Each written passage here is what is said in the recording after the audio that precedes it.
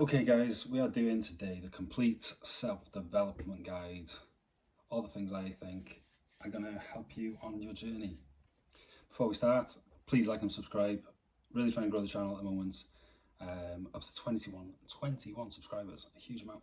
Trying to grow it, and I feel like this video is going to help a lot of people, could help a lot of people. This is probably, I've written down a few things that I want to say.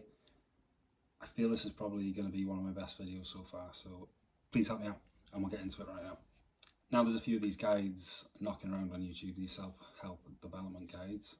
I feel like this one's going to be a little bit different because I don't really agree with everything that the generic self-improvement YouTubers say, especially on things like NoFap and stuff like that. But anyway, let's get into it. The single most important thing you need to start on self-improvement is mindset, the correct mindset. There's no point in starting on self-improvement if you don't have a mindset that you're in full control of. Because how you think and what you focus on, what you're able to focus on, are the two things that are going to determine what you achieve in your life and what goals you achieve. For example, if you're a negative thinker and you're in this headspace where the whole world is against you, everything's going badly all the time, you will find that yes, the whole world will be against you. Because whenever something goes slightly wrong in a day, that is going to fall straight into your narrative that you've told yourself. Whereas if you look for the positive things in life, look at life as a blessing, look at life as an opportunity, you will come across more blessings and opportunities because you'll be looking for them. Practice gratitude and embrace the journey you're on. And if you tell yourself you're going to do something, make sure you do it. If you tell yourself you're going to go to the gym 4 times in the week, make sure you go and do it the 4 times in the week. And if you miss one, make sure you make up for that missed one. You do double the next day. Because missing one is a mistake. Never miss it twice. If you miss the gym twice, you're in trouble because that is the start of a new habit and a new bad habit. And habits, everyday habits, are essentially what's going to help you move towards your goals. Once you've got a focused and positive mindset in place, and you've turned that motivation of the thought of like, I really want to do this, I really want to get after this, and you've turned that into real discipline, that's when you're going to see real change. That's when you're going to come on leaps and bounds. That's when you're going to see real improvement. And that is the moment where you're going to be able to start your physical training. So at that point, you can start working on your physical appearance and gaining confidence in the gym, gaining strength, gaining muscle, and you'll start to notice that people in life will start treating you slightly differently than what they have previously. You'll be more attractive to females. Men will treat you differently because they'll be slightly more intimidated by you, which has real world benefits. People will assume that you've just got your life together just by the way you look. And people will submit to you more easily, that male and female. You'll be able to convince people to do things you want them to do more easily just by the way you look. You'll have more energy, you'll be proud of your body. It's a great feeling looking at yourself in the mirror and just being proud of the way you look and the physique you've built. And obviously healthy eating is connected to that, that comes with it, and that gives you more energy, that gives you clearer thinking. And weight training gives you that mindset that you can push yourself through uncomfortable situations to get to a goal. And that is a great mindset to have. When you mentally force yourself to go to the gym when you really don't want to, that's all building discipline. That's coming together.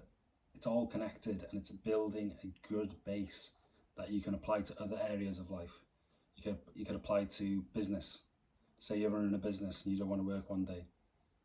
Your mind is going to be trained and adapted to know how to push through that feeling, know how to ignore that sort of inner bitch voice, as Joe Rogan would say. You're going to be able to ignore that voice in your head saying, oh, don't bother working today, don't bother going to the gym today, just stay at home, relax, have a few beers, have a pizza. You are going to ignore that voice. You're going to be equipped to push yourself to do things even when you don't want to do them. All that while building a strong body that looks good. And you're just going to have tools to withstand pain, withstand struggle when life starts to get hard every now and then. Okay, onto something that YouTubers seem to be obsessed about, especially self-improvement YouTubers seem to be obsessed about for some strange reason. NoFap. People who obsess about NoFap, just little weirdos, mate. Just little weirdos. Nah, they're not, but it's cringe to even talk about it. Yes, NoFap may have a few benefits, but I promise you most of those benefits will be placebo effects. Yes, it may help a little bit, but Jesus Christ, there's so many other things that you need to focus on more and get into place before you even start thinking about that, never mind obsessing about that. Successful people have still become successful while having like a little every now and then, you know. If you ask every single millionaire in the world how they got successful, I promise you not a single one of them will say because of NoFap. Because of fucking NoFap. You mad? It's actually so dumb, honestly. If you actually think that that is the reason that you're not improving in things, I promise you right now, there's 10, 15 things more important to get in order first. It's just something YouTubers have learned to use for clickbait, views, and I promise you, it's far less important than they've got you believing. But yeah, I suppose if you're doing that 5-6 times a day, maybe just cut it out a little bit, you little freak. Anyway, next one, be aware of the content that you're consuming. Delete your social media. If you're serious about self-improvement, delete your social media. Stop wasting your own time on social media doing nothing. Refocus that time you spend on social media into something useful. Today, in the group chat, my mates were putting in this new Snapchat AI thing, where they send like a message to an AI machine and it replies. And I was thinking, what are you doing with your life if you're doing that?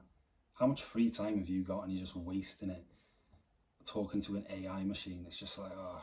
Anyway, I've got a whole video on why you should delete social media. If you're interested in that sort of thing, you want to check it out, go and have a look on my channel. Essentially, deleting social media, you're going to care less about what irrelevant people are doing. You're going to care less about what people think of you. You're going to stop comparing yourself to other people that, again, are irrelevant. Don't watch the doom and gloom news. Don't watch the news. Instead, look for people who are preaching something positive. Look at people who inspire you. Listen to podcasts that talk about positive stories. Listen to podcasts that talk about trying to understand the human mind, so you've got a better understanding of your own mind and why you feel a certain way and why you think a certain way. But at the same time, this content you're consuming, never ever blindly follow someone. Always try and question what they're saying yourself. Critically think. That is really important, because I was on Hamza's comment section the other day, and that is worrying, some of the stuff in there. Like, some of the comments on his section, I haven't even watched yet. I just know he's spitting facts.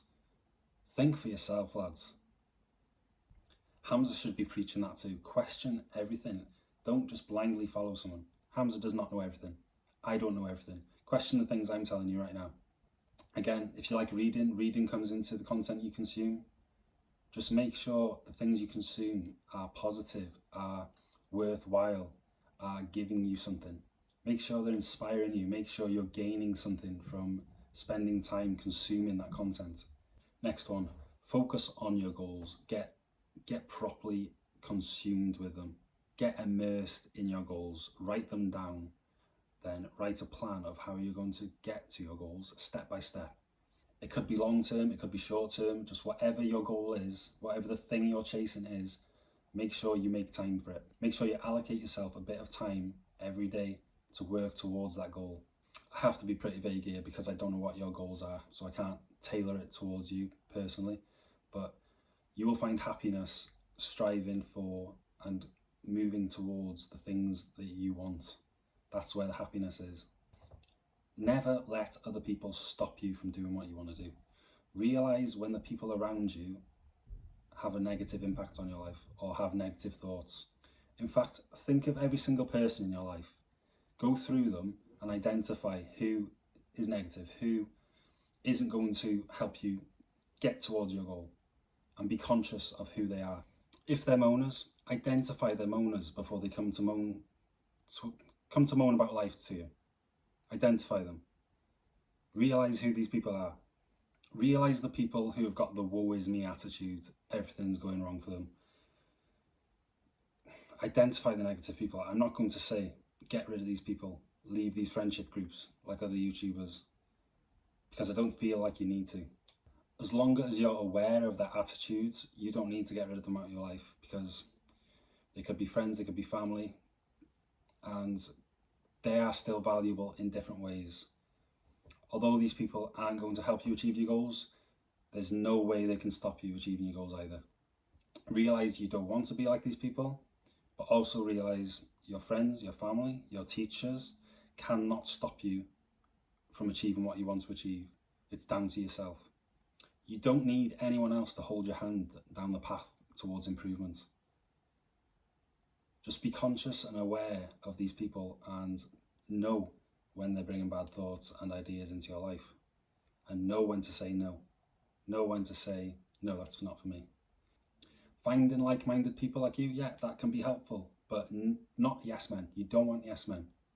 People with different thoughts, ideas, views, actions are important to have, even if it's just to identify the routes you don't want to take in life. Without those people, you're just going to end up like in an echo chamber, like Hamza's comment sections. It's better to have friends with bad habits and be headstrong enough to disagree and be headstrong enough to say no to them. It's better to have that than it is to be in an echo chamber where people are just going to agree with you, never going to challenge you, and you're never going to feel like you need to think critically and need to think about what they're saying to you. But either way, either situation is not going to stop you getting to where you want to get to. That's down to you. Take responsibility and stop blaming other people for your failings. Devotion is what's going to get you success. Tunnel vision, putting in the work when you don't want to, getting after it, that is what's going to bring you success. That is what's going to bring you improvement. Eat, sleep, breathe your goal, and you will get to your goal. It's as simple as that. It's not NoFap, it's not your friends, it's you and your actions. Make yourself 100% accountable for everything that happens in your life. You didn't get picked for football, that's your fault. You didn't get the girl you like, that is your fault. You didn't set the PB in the gym, that's your fault. You failed a test in college, that is your fault. You became a millionaire, that's your fault. You became the best version of yourself, that is your fault.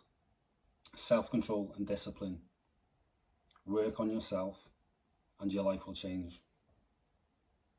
Get after it, lads.